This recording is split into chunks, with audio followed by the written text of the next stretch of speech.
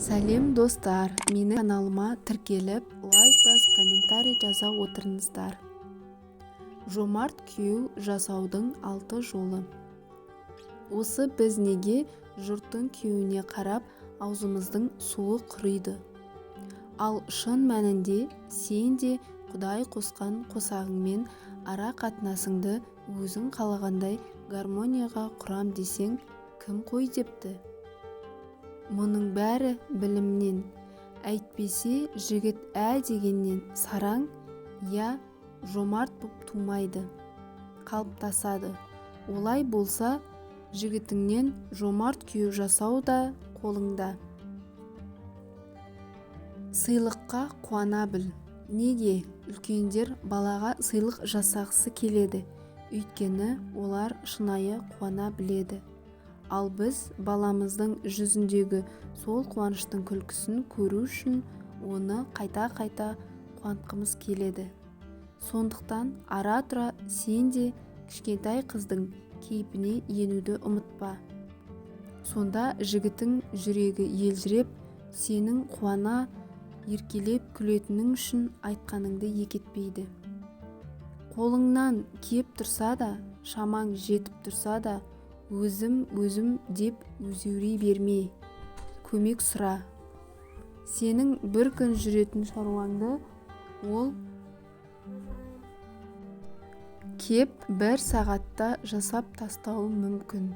Жалпы қыз жігіттің қаһарман, супергерой көрген һәм оған сенген кезде, ал жігіт оны сезген кезде махаббаты үшін аспандағы айда беруге, жердегі тауды қопаруға дайын болады. Осы есіңізде болсын. Алғыс айт. Кішкентай болсын, сіз үшін жасаған көмегіне, сыйлығына ізет білдіріп, арасында рахмет айтып отыр. Мақтап қойсаң да артық емес. Сендей күйеуді бере салған Аллаға мың шүкір деп қойсаң, азаматың сен үшін, семьясы үшін аттай шауып тірлауға дайын болады. Қалауыңды қысылмай айт. Тағы да айтам, еркектер намек дегенді түсіне бермейді. Сондықтан өзі түсінгенін күтіп, өміріңді өткізіп алма. Әселдің күйеуі оған iPhone 14 әперіпті деп салыстыру да артық. Ештеңе білмеймін, маған iPhone 14 әпер деп қатты кетуге де болмайды. Дәл осыны мысалы, жаным, маған iPhone ұнап жүр, әперсең қатты қуанар ем, деген секілді жұқалап, жұмсартып, тігісін жатқызып, тамырын басып жеткізу керек. Ешқашан керек емес деме.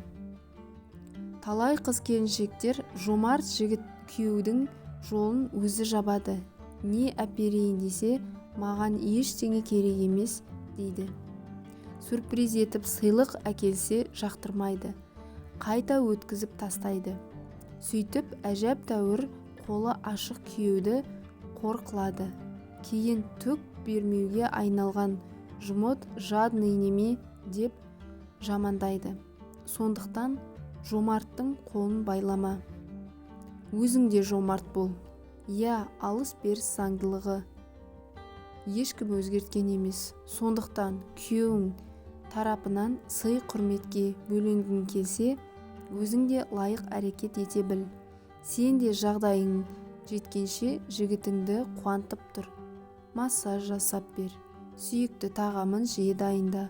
Жылы сөйле, уақыт бөл. Еш себепсіз сюрприз жаса.